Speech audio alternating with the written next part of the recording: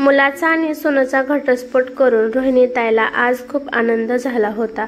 कोर्टमधून बाहेर आल्यावर खूप थाटा त्या गाडीत बसल्या होत्या, कारण आज त्यांची जीत झाली होती। त्यांचा प्लॅन सक्सेस झाला होता, त्यामुळे त्या खुश तर होणारच होत्या।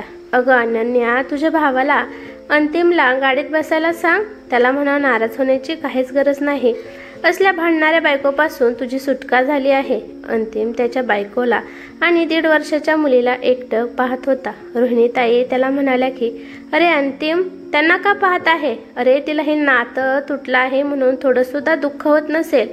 अगं अनन्या, पटकन तुझ्या भावाला गाडीमध्ये बसव।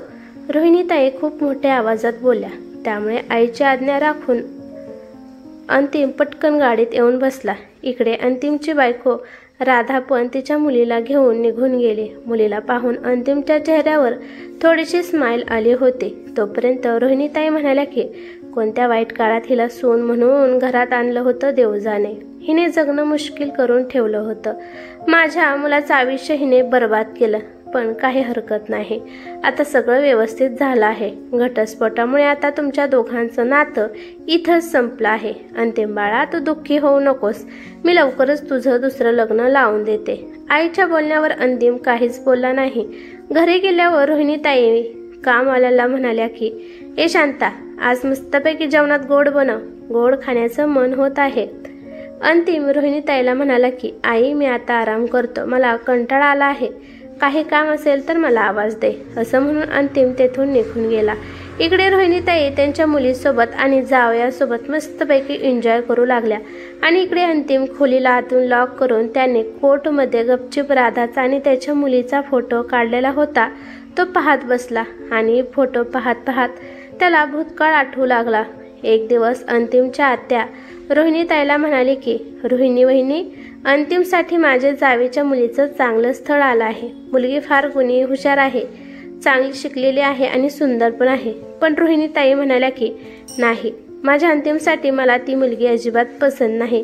अहो ताई, तुमच्या जावेची मुलगी खूप तेज आहे, फडफड इंग्रजी बोलते, असं पण ती हॉस्टेलमध्ये राहिली आहे, दिसायला सुंदर आहे, पण मला तर परिवारामध्ये राहिलेली मुलगी सून म्हणून आणायची आहे। मला माझ्या अंतिमसाठी एकदम साधी भोळी गरीब मुलगी पाहिजे आहे, जी माझ्या पूर्णपणे कंट्रोलमध्ये असली पाहिजे। जसा माझा अंतिम कंट्रोलमध्ये आहे तसं पण ती पण कंट्रोलमध्ये पाहिजे, कारण आजकालची मुलं तर बायको आल्यावर आई वडिलांना विसरून जातात। अंतिमची आत्या म्हणाली की म्हणजे वहिनी, तुम्हाला सून नाही तर गोठ्यातली गाय पाहिजे, जिने कधीच कोणाला काही म्हणू नये। तर ठीक आहे वहिनी, तुमच्या म्हणण्यानुसार माझ्या नजरेत एक मुलगी आहे, आपल्या जातीतीलच आहे, परंतु गरीब घराण्यातील आहे। तिचे वडील साधारण शाळेचे शिपाई आहेत, तिला 2 बहिणी आहेत, तिला भाऊ नाही आणि ती सगळ्यात मोठी आहे, आताशी 12वी झाली आहे।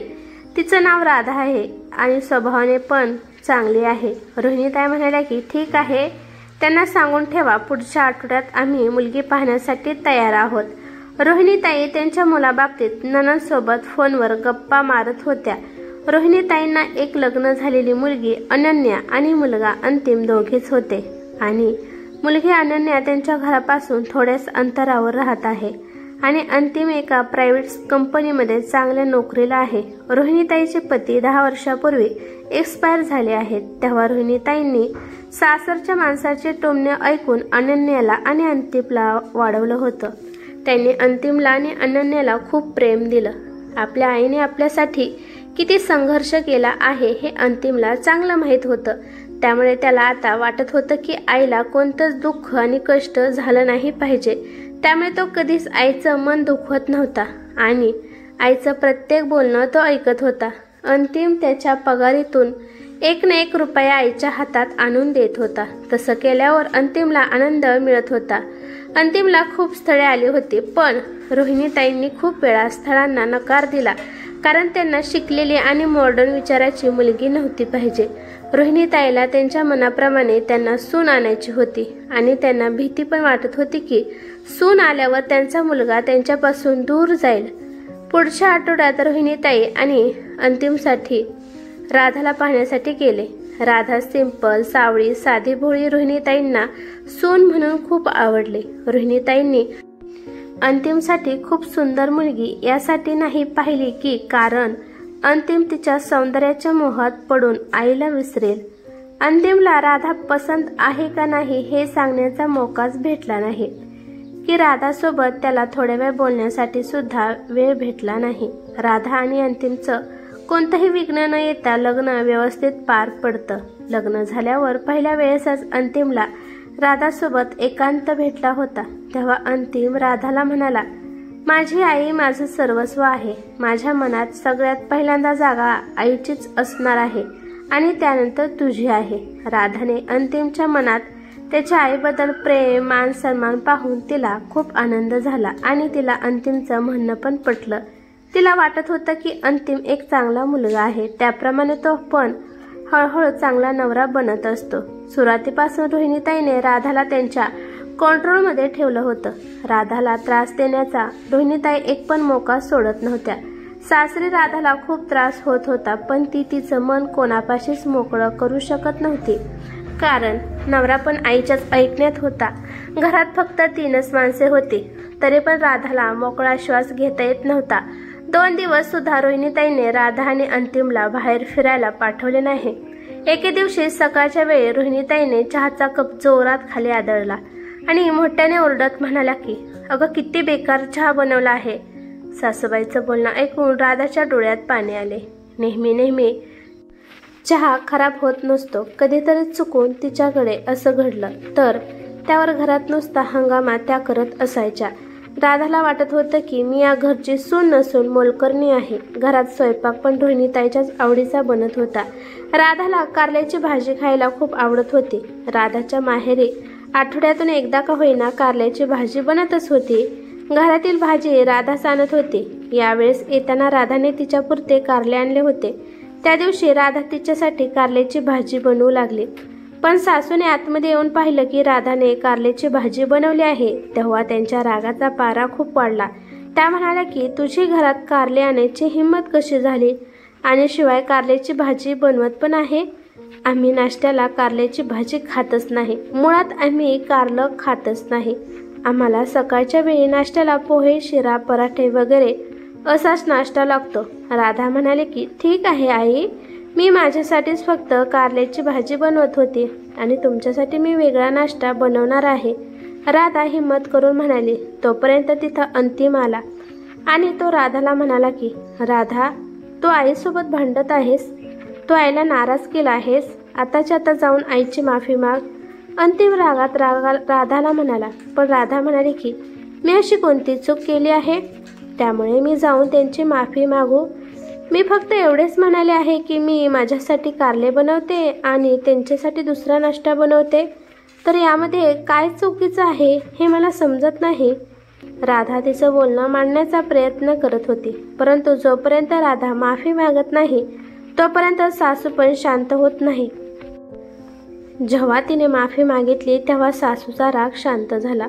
रोहिणीताई राधाला म्हणाल्या की राधा, तुला या घरात राहायचं असेल तर तुझा आवाज या घरात कमीच असला पाहिजे आणि तेच तुझ्यासाठी चांगलं आहे. रोहिणीताईने राधाला आदेश दिला. रोहिणीताईला राधाच्या माहेरकडून कोणी आलेलं आवडत नव्हतं. रोहिणीताई नेहमी राधाला कोणतं ना कोणतं काम सांगतच असायच्या. अंतिमच्या मनात असून सुद्धा तो त्याच्या बायकोला बाहेर घेऊन जाऊ शकत नव्हता. बघता बघता अंतिम आणि राधाच्या लग्नाला 2 वर्ष झाले, तरी पण या 2 वर्षात रोहिणीताईने त्या दोघांना कुठेच सोबत पाठवले नाही. रोहिणीताईने राधाला मोबाईल वापरण्याची परमिशन दिली नव्हती. राधाच्या एका बहिणीचं आता लग्न झालं होतं. लग्नाला सुद्धा आधी राधाला पाठवलं नाही. लग्नाच्या दिवशी राधा लग्नाला गेली होती आणि एक बहीण शिकण्यासाठी दुसऱ्या शहरात गेली होती. आता राधाच्या माहेरी तिचे आईवडीलच राहत होते. राधाला भाऊ नव्हता. जेव्हा गरज असेल तेव्हा राधा अंतिमच्या मोबाईलवरून फोन करत असायची. एके दिवशी सासूबाईच्या मोबाईलवर राधाच्या वडिलांचा फोन आला. ते म्हणाले की विहीनबाई, राधाची आई पाय घसरून पडली आहे, त्यामुळे थोडासा पाय फ्रॅक्चर झाला आहे. तिला 15 दिवस आराम करण्यासाठी सांगितलं आहे. ती कोणतंच काम करू शकत नाही आणि लहान मुलगी पण शिकण्यासाठी दुसऱ्या शहरात गेली आहे आणि तिचे आता पेपर चालू असल्यामुळे ती येऊ शकत नाही आणि मधल्या मुलीचं आता लग्न झालं आहे, त्यामुळे तिला लगेच माहेरी बोलवणं चांगलं वाटत नाही. तुम्हाला शक्य असेल तर राधाला 10 दिवस माहेरी पाठवून देता का? तुमचे खूप उपकार होतील. राधाच्या वडिलांनी राधाच्या सासूला विनवणी केली. अहो राधाचे बाबा, इथे माझी पण तब्येत खराब आहे. जर राधाला तुमच्याकडे पाठवलं तर घरातलं काम कोण करणार आहे? प्लीज तुम्ही तुमचा काहीतरी बंदोबस्त करा. राधा तिकडे येऊ शकणार नाही. रोहिणीताईने आपलं म्हणणं सांगून फोन कट केला. त्यानंतर राधाच्या बाबाने अंतिमला फोन केला आणि त्यांनी त्यांची समस्या सांगितली. अंतिम म्हणाला की माझी काहीच हरकत नाही. मी आईच्या शब्दाच्या बाहेर जाऊ शकत नाही. जेव्हा राधाला कळालं की तिच्या आईवडिलांना तिची गरज आहे, तेव्हा तिने कोणाचीही पर्वा न करता बॅग भरायला सुरुवात केली.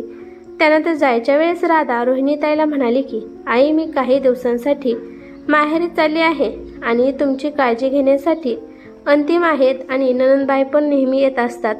त्यांना तुम्ही 2-3 दिवस इथेच ठेवा. त्या तुम्हाला मदत करतील. काही दिवसांचा प्रश्न आहे, त्यानंतर मी लगेचच माघारी येते. राधा आत्मविश्वासाने रोहिणीताईंना म्हणाली. त्यानंतर राधाने अंतिमला सांगितलं आणि ती माहेरी गेली. इकडे रोहिणीताई खूप रागवल्या. त्यांना हे कधीच वाटलं नव्हतं की राधा त्यांचा असं अपमान करून माहेरी जाईल. राधा गेल्यानंतर रोहिणीताईने अंतिमचे तिच्या बाबतीत भरपूर कान भरले. बघितलंस का अंतिम, तुझी बायको आल्यावर तुझ्या आईची किंमत कमी झाली. तू तुझ्या बायकोला खूपच स्वतंत्र दिलं आहे, त्यामुळे माझं न ऐकताच माहेरी निघून गेली आहे. तुझा तिला पाठिंबा होता, त्यामुळे तर तिने घराच्या बाहेर पाऊल टाकण्याची हिंमत केली. खूप काही सांगून तिच्याबद्दल अंतिमच्या मनात त्यांनी राग भरला. रोहिणीताईने आणि अंतिमने राधाला फोन करून तिच्या आईच्या तब्येतबाबत काहीच विचारले नाही. 10-12 दिवसानंतर आईची तब्येत जरा ठीक झाल्यावर राधा सासरी माघारी आली. परंतु रोहिणीताईने तिला खूप टोमणे दिले आणि घरात पाऊल पण टाकून दिला नाही. राधाने नवऱ्याकडे आशेच्या नजरेने पाहिलं. तो म्हणाला की राधा, तू आईच्या विरुद्ध जाऊन हे चांगलं केलं नाही, असं म्हणून तो पण आतमध्ये निघून गेला. राधाला सासूपेक्षा तिच्या नवऱ्याचा खूप राग आला. ती डोळ्यात अश्रू घेऊन तशीच माहेरी निघून आली. माहेरी आल्यावर राधाची तब्येत बिघडली. तिला डॉक्टरांना दाखवले तर कळाले की राधा आई बनणार होती. आई होणं प्रत्येक स्त्रीसाठी सौभाग्य मानलं जातं. पण राधाला समजतच नव्हतं की या आनंदाच्या बातमीसाठी आनंदी हो की दुःखी हो हेच कळत नव्हतं. राधाने अंतिमला फोन करून ती आई बनणार आहे म्हणून सांगितलं. ही बातमी ऐकून अंतिम खूप खुश होतो. तो लगेचच आपल्या बायकोला माघारी आणण्यासाठी निघाला. त्याआधी तो आनंदात आईपाशी जातो आणि म्हणतो की आई, तू आजी बनणार आहे आणि मी बाबा बनणार आहे. मी राधाला आणायला चाललो आहे. पण रोहिणीताईच्या मनात होतं की राधाने माघारी आता या घरात कधीच येऊ नये, कारण त्यांना शांत राहणारी सून पाहिजे होती. पण राधा सासूचं न ऐकता ती माहेरी गेली होती. याचा राग त्यांच्या मनात होता. राधा आता जिथे चुकत होतं तिथे बोलाय पण लागली होती आणि राधाचे हेच गुण आता रोहिणीताईंना आवडत नव्हते. अरे अंतिम, एवढ्या लवकर तुझ्या आईचा अपमान झालेला तू कसा विसरलास? तुझ्या बायकोने माझा थोडा पण मान ठेवला नाही. तिने तिची मनमर्जी चालवली. महाराणीसारखं इकडे तिकडे वावरत असते. त्यामुळे तुला आई आणि बायको या दोघीमधील एकीलाच निवडायचं आहे. रोहिणीताईने अंतिम पुढे एक अट ठेवली. अंतिम राधाला आणायला चालला होता. तो एक पाऊल मागे आला. असेच दिवस चालू लागले. राधाला कळाले की अंतिम फक्त आईचाच मुलगा आहे. तो तिला नेण्यासाठी येत नसतो. तो तिचा नवरा अजून बनला नाही. त्यामुळे नवरा आपल्याला घ्यायला येईल ही उम्मीद तिने सोडून दिली. 9 महिने पूर्ण झाल्यानंतर राधाने एका सुंदर मुलीला जन्म दिला. याची खबर त्यांनी सासरी पण दिली होती. तरी पण सासरकडून मुलीला पाहण्यासाठी कोणच आलं नाही. नंतर रोहिणीताई अंतिमसाठी स्थळे पाहू लागल्या. काही दिवसांनी राधाला कळाले की अंतिमसाठी स्थळे पाहण्यात येत आहेत. त्यामुळे राधाने रागाने घटस्फोटाचे पेपर अंतिमला पाठवले, कारण तिला पण तिच्या आयुष्यात पुढे जायचं होतं. आणि अशा प्रकारे अंतिम आणि राधाचा घटस्फोट होतो. त्यानंतर अंतिम भूतकाळातून माघारी येतो. नातं तुटलं म्हणून अंतिम खूपच दुःखी होतो. या दुःखातून बाहेर निघण्यासाठी अंतिमने स्वतःला खूप कामामध्ये गुंतवलं. तो खूप लवकर कामाला जात होता आणि संध्याकाळी पण ओव्हर टाईम करूनच घरी येत होता. आता अंतिम फक्त पैसे कमवणारा मशीन बनला होता.